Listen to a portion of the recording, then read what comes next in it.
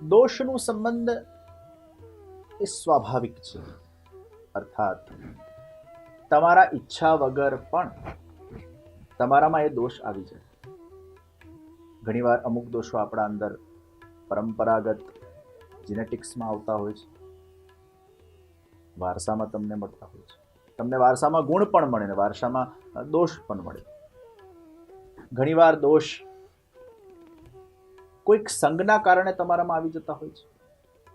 કોઈકનું તમે દુસ્સંગ કર્યું હોય, એનાથી તમારામાં કોઈક વિચાર દોષ આવ્યો, વ્યવહાર દોષ આવ્યો. કોઈ વાર તમે ખાનપાન બહારનું કર્યું હોય તો એમાં અન્ન દોષ તમારામાં આવી જાય છે, એનાથી પણ તમારા વિચારમાં દોષ આવે છે. તો પરંપરાગત આવે, સંગથી આવે, અન્નથી આવે, દેશ કાલ પરિસ્થિતિના આધાર પર આવે, તો જે તમારામાં સ્વાભાવિક આવી જાય છે, તમે ઈચ્છતા નથી પણ છતાંય તમારામાં આવી જાય છે,